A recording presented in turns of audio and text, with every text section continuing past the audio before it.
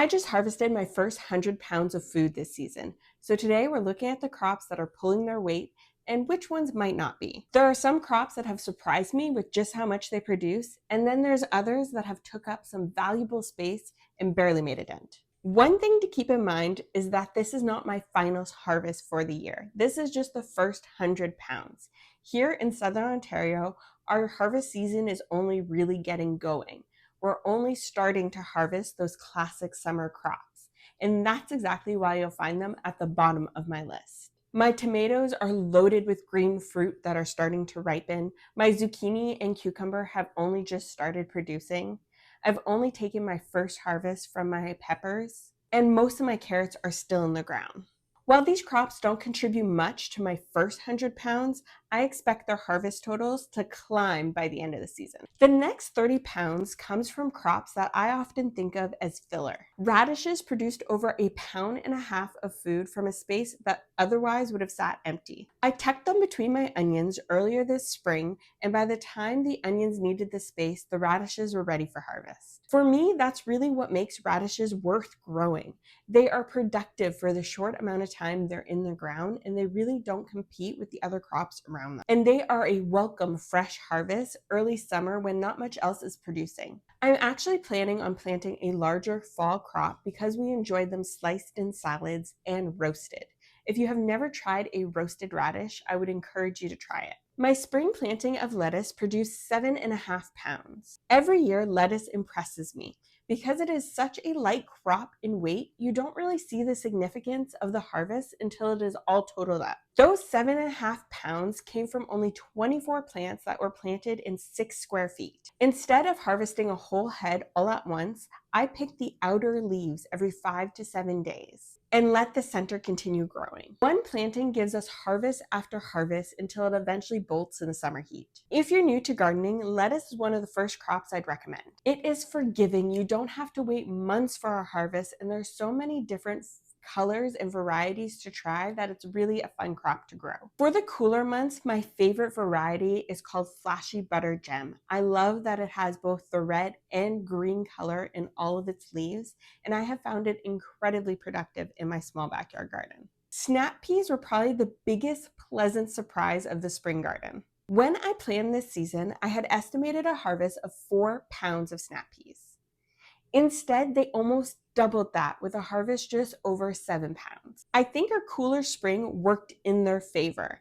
I had grown them up my arch trellises and they were covered in beautiful pink blossoms. And they just kept producing until the heat took them out. The variety I planted is called Magnolia Blossom Tendril, and it has a more open habit, which allows me to get warm weather loving crops like melons established while the peas produce a harvest. Because they don't form a dense wall of foliage, they don't block the other vines from using the trellis or getting sunlight. I am so looking forward to growing them again next year that I saved some of the seed from this crop for replanting next season. I'm also hoping to try tall shelling peas along my back trellises to use up more of my vertical growing space earlier in the season. So far, I have harvested just under 5 pounds of green beans, but that's only from pulled green beans that are climbing a trellis in a 2-foot pot, and they have been incredibly productive for the space they use. They have reached the top of the trellis and have produced their first flush. I have since cut them down to see if I can get them to produce a second crop.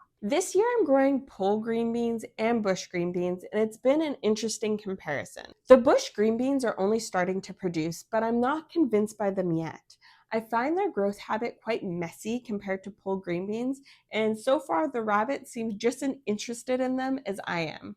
At this point, I'm leaning more towards pole green beans being a better use of space as long as I can keep the birds away from the young pods. Cabbage was my first large all-at-once harvest of the season, producing just over 8 pounds from 5 plants. I grew a 60-day variety called Tiara, and honestly, it's become my favorite cabbage. Even after losing one of the plants to cabbage fly and ant damage, the harvest was fantastic for the amount of space it used up. They were compact and relatively quick to mature, and because they finished early, that space is already growing something else. I will definitely be planting more tiara cabbages for the fall garden. The next crop has saved my family an estimate of $125 off our grocery bill, and that's raspberries. It's actually the first year my raspberries have produced a meaningful crop, and that's because I only planted my June-bearing raspberries last year. From just 2 8-foot rows, we have harvested over 10 pounds of raspberries. I'm growing a red June-bearing type called Williametta, and they were said to be a heavy producer, and I definitely agree with that. I'm also growing a yellow variety called Fall Gold, which has become our family favorite for its flavor. It didn't produce quite as much as the red raspberry, but it will continue to produce into the fall. Since they've done so well, I extended both of the rows, and now I have one large 24-foot row of raspberries. The goal is to increase the harvest of raspberries next season. Strawberries were another enjoyable crop to harvest from this early summer. We harvested just over 2.5 pounds of strawberries so far this season. I built cages over my strawberries early this summer to protect the berries from the squirrels, and it has worked incredibly well. The downside is I had to dig up and move some of the plants around in order to get the cages on. And I think this has led to the plants reestablishing this spring instead of producing a large crop of fruit. The variety of strawberry I'm growing is everbearing, so I'm hoping that we'll still get a little bit more of the harvest before the season is over. Even in a small backyard like mine, I do think it's worth giving up some space to berries, especially if there's something your family buys regularly. They are expensive to purchase, especially organically. And because they are such a soft, delicate fruit, they often go bad shortly after you bring them home. Growing your own allows you to try varieties that you also won't find in the grocery store, like the yellow fall golds. But honestly, one of my favorite parts of growing berries has nothing to do with the harvest. It's that it brings my kids into the garden in a way the vegetables just don't. They go and check the plants every day looking for ripe berries, and while they're out there, they notice everything else that's happening too. The berries are helping create memories that I hope my kids will carry with them and maybe even recreate in their own homes one day. And even if you don't have kids, there is a reason people pay to pick berries at farms. It's just a fun experience. Looking at total pounds can be interesting, but it doesn't always tell you the whole story. Some crops can produce lots of food and still not be the best use of my limited garden space. These next two crops are some of the biggest producers of my spring garden, but they were also some of my biggest disappointments. And this is where looking at pounds only can be a little misleading at times. Broccoli made up 15 pounds of my total harvest.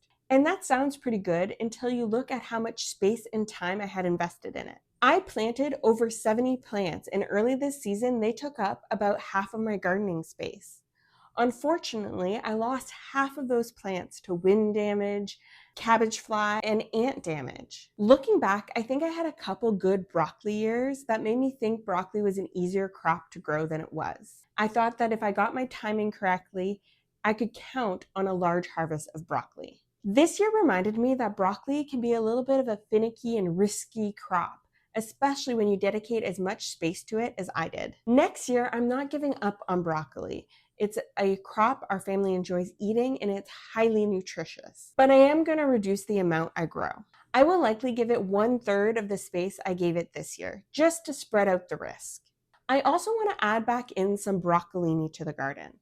They take about 55 days to mature, and it's good for fresh eating, and leave my big heading broccolis to fill my freezer for the fall and winter. I also think broccolini will allow me to use some of the shadier parts of my garden better, while I save the full sun location for my larger heading broccolis. Another crop that disappointed me was potatoes. Potatoes are technically the highest yielding crop of this first 100-pound harvest.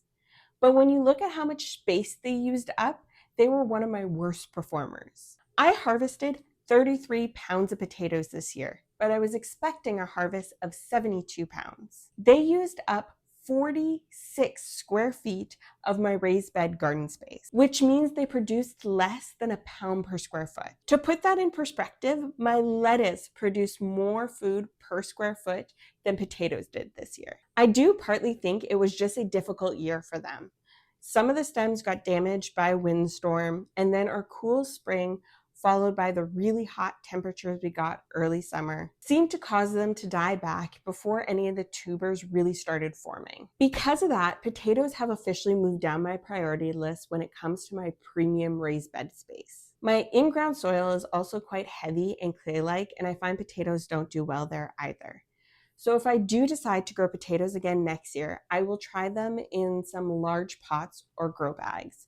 That way I can have control over the soil and they aren't taking up precious raised bed space. This is only the first 100 pounds from my backyard garden, and I'm really interested to see how this list will change by the end of the season. Summer crops are just getting started. I still have tomatoes, peppers, squashes, and fall harvests that will contribute significantly. But I want to know, what crops have dominated your harvest this season? Are there any fruits or vegetables that consistently surprise you with how much they're able to produce? Please let me know in the comments. And if you want to see where all these totals land by the end of the season, be sure to subscribe. I'll be updating as we continue to harvest.